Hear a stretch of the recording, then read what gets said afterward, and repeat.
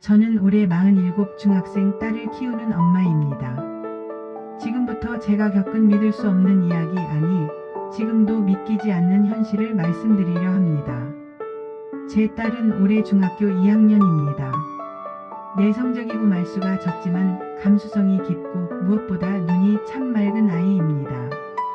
남편과 저는 맞벌이 부부였고 딸이 공부에 조금 뒤처진다는 생각에 12일 과외를 시작하게 되었죠. 한 온라인 과외 플랫폼에서 꽤 인상적인 소개글을 가진 과외 선생님을 찾았습니다. 심리학을 전공했고 학생들과의 공감 능력이 좋다는 설명이었어요. 연락을 주고받으며 몇 번 통화했고 목소리도 젠틀하고 진지한 분 같아 신뢰가 갔습니다. 저는 그렇게 그분을 저희 집으로 초대하게 되었죠. 처음 선생님을 만난 날 저는 출근을 앞두고 있었고 남편은 해외 출장을 간 상황이었습니다.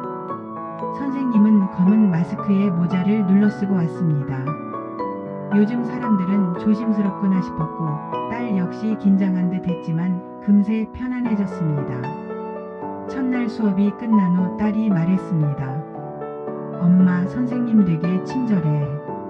그리고 뭔가 목소리가 아빠랑 좀 비슷해. 그 말에 저는 웃었습니다.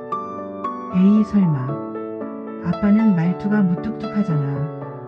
하지만 딸은 고개를 갸웃거리며 말했습니다. 진짜로. 얘기하는 스타일이 좀 닮았어. 저는 그때까지만 해도 대수롭지 않게 넘겼습니다. 그렇게 2주 정도가 지나면서 딸은 과외를 기다리는 시간이 늘어났고 예전보다 밝아졌습니다. 저는 감사했고 선생님께도 정기적으로 문자로 감사 인사를 드렸습니다. 그런데 이상한 일이 하나 있었습니다. 남편의 출장 일정이 연장되었다고 했는데 신용카드 내역엔 국내 사용 기록이 남아 있었던 거죠. 출장 간 사람이 국내 음식점에서 결제했다. 저는 이상하다고 생각했지만 혹시 회사 동료가 대납했다가 환불한 걸까 하며 넘겼습니다. 그리고 이상한 느낌은 또 있었습니다. 과외 선생님이 절대 얼굴을 보이지 않았습니다. 올 때마다 모자와 마스크를 쓰고 있었고 계절이 더워졌는데도 벗지 않았습니다. 저는 정중히 얼굴을 한 번만 보여달라 부탁했지만 선생님은 학생이 저를 편하게 느끼는 방식이라 그렇게 유지하는 게 좋겠습니다 라고 말했습니다.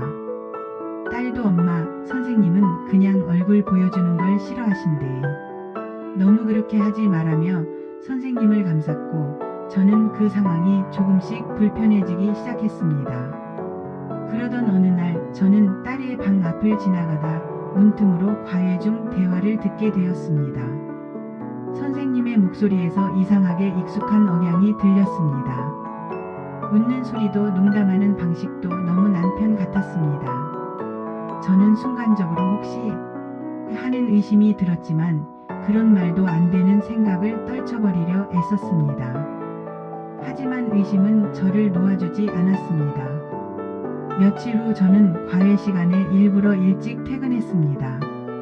초인종을 누르지 않고 조용히 문을 열었고 거실에선 아무 소리도 들리지 않았습니다. 딸 방문은 살짝 열려 있었고 안에는 제 남편과 딸이 마주 앉아 있었습니다. 남편은 선생님 복장을 하고 있었습니다. 그 순간 저는 눈앞이 아득해졌습니다. 저는 그 자리에서 문을 열고 들어갔고 남편과 딸은 동시에 놀라며 저를 쳐다봤습니다. 이게 무슨 짓이야? 제가 물었습니다. 남편은 당황하며 말했습니다. 미안해. 말하려고 했어. 그냥 딸이랑 소통하고 싶었어. 과외 선생님이라고 하면 더 편하게 다가가지 않을까 싶어서 저는 믿을 수 없었습니다. 그럼 내가 지금까지 선생님인 척 했다는 거야? 거짓말하고 딸한테 접근한 거야? 남편은 아무 말도 하지 못했고 딸은 눈물을 흘리며 말했습니다.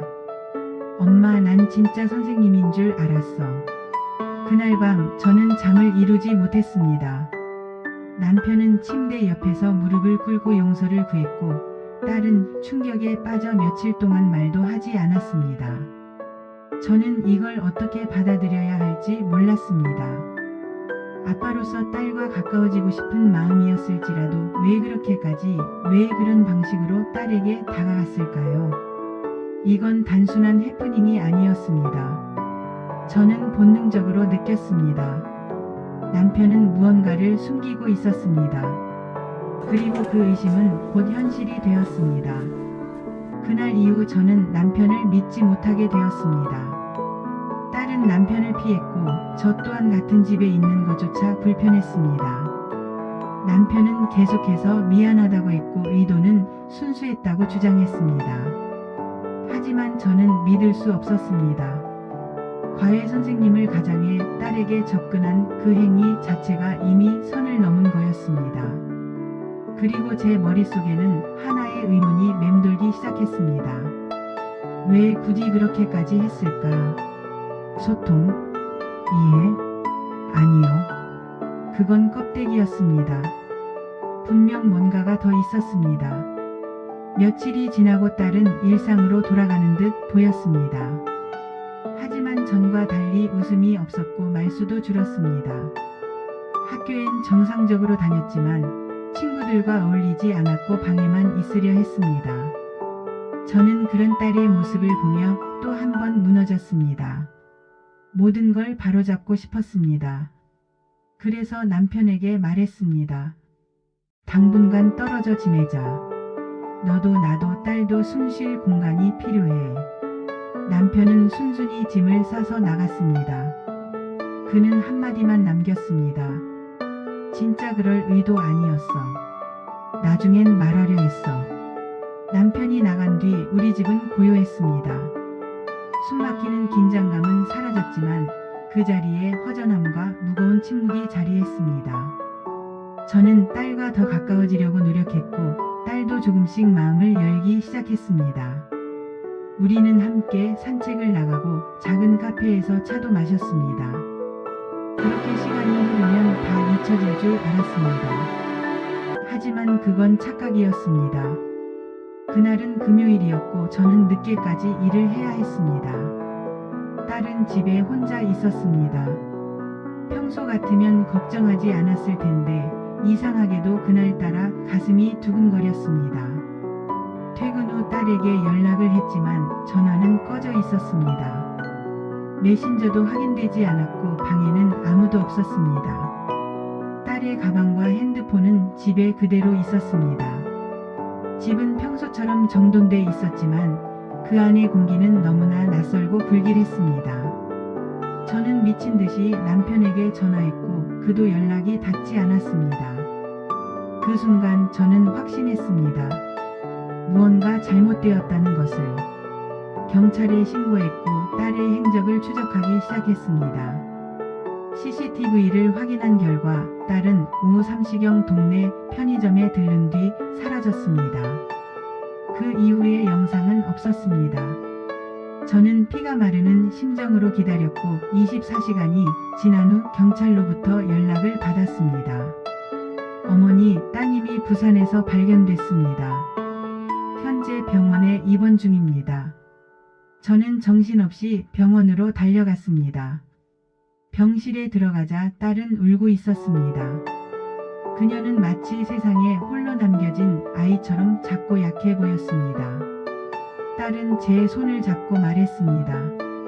엄마 아빠가 날 데려갔어. 여행 가자고 했어. 엄마한텐 비밀로 하자고 했고 그냥 아빠니까 믿었어. 그런데 거기서 너무 무서웠어. 저는 심장이 찢어지는 것 같았습니다.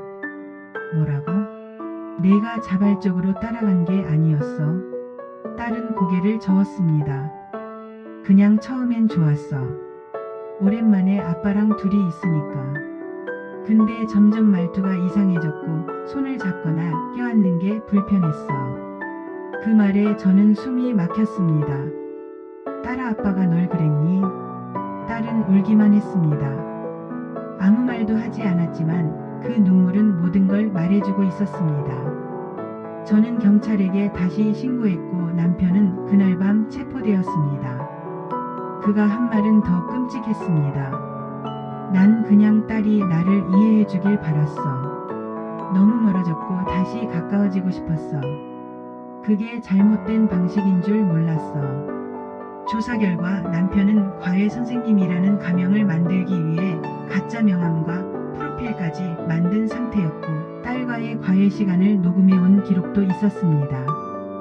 그는 딸을 감시하고 통제하고 가까이에서 지켜보는 것에 집착해 있었습니다. 그리고 딸이 자신을 선생님으로 더 따르자 아버지로서의 위치보다 그 관계에 집착하게 된 겁니다. 저는 모든 사실을 알고 나서 무너졌습니다. 남편은 징역형을 받았고 우리는 이름과 집을 바꾸고 다른 지역으로 이사했습니다. 딸은 현재 치료를 받고 있으며 저는 모든 것을 걸고 아이를 지키고 있습니다. 하지만 그 후로도 악몽은 계속됩니다. 아이가 웃다가도 갑자기 울음을 터뜨리고 밤에 잠에서 깨어 소리치기도 합니다. 이제 저는 매일을 버티며 살아갑니다. 딸을 안고 웃게 하고 조금이라도 그날의 기억을 덜어주기 위해 노력합니다. 저는 이 이야기를 통해 누군가에게 경고하고 싶습니다. 가장 가까운 사람일지라도 신뢰는 점검해야 한다는 것을. 그리고 아이의 눈빛을, 말투를, 작은 행동 하나하나를 놓치지 말아야 한다는 것을. 이 이야기가 아직 끝나지 않았습니다. 다음 파트에서 저는 이 일을 세상에 공개하게 된 계기와 딸이 다시 세상을 향해 나아가기 위해 어떤 선택을 했는지를 말씀드리겠습니다. 그 후 우리는 새로운 도시, 새로운 이름으로 살아가게 되었습니다. 모든 지인과 연락을 끊었고 딸은 전학을 갔습니다.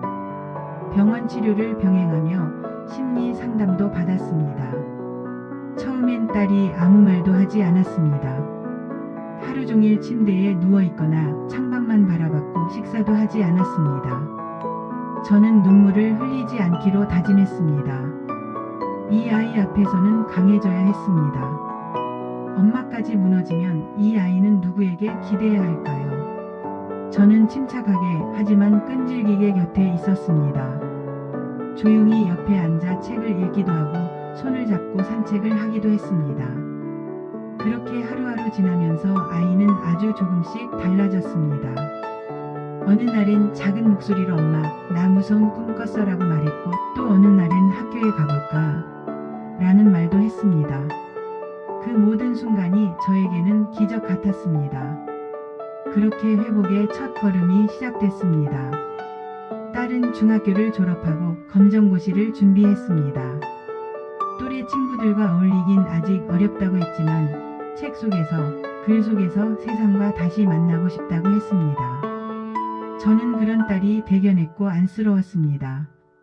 어느 날 딸이 조용히 제게 한 문장을 건넸습니다. 엄마, 이 이야기를 세상에 말해도 될까?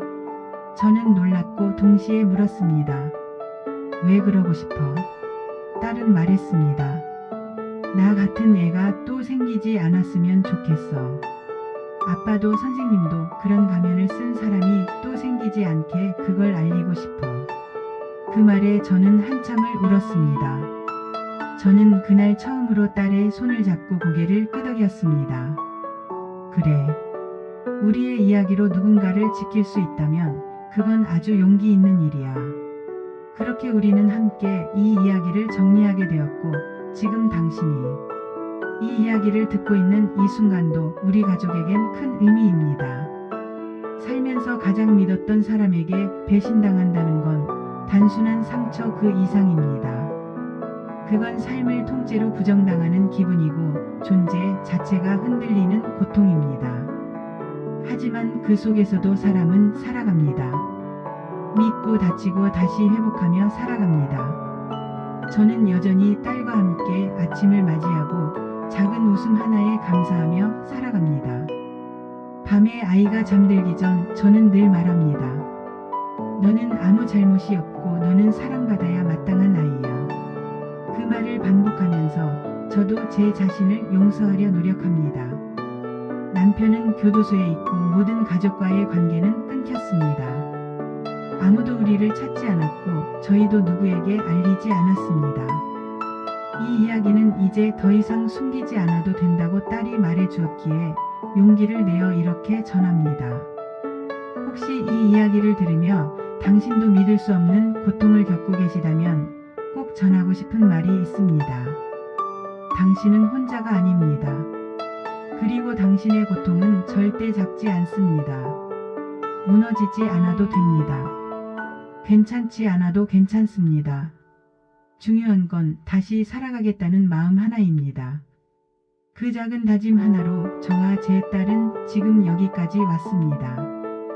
앞으로도 우리는 계속 살아갈 것입니다. 두려움보다는 용기로, 상처보다는 연대로. 끝까지 이 이야기를 들어주셔서 감사합니다. 누군가의 마음에 닿았다면 그것만으로도 이 이야기는 의미가 있다고 믿습니다. 혹시 이 이야기 속에 공감이 되셨다면 구독과 좋아요로 속사정 라디오의 다음 이야기를 함께 해주세요. 여러분의 응원은 더 많은 사람들의 진심을 전할 수 있는 힘이 됩니다. 감사합니다. 또 뵐게요.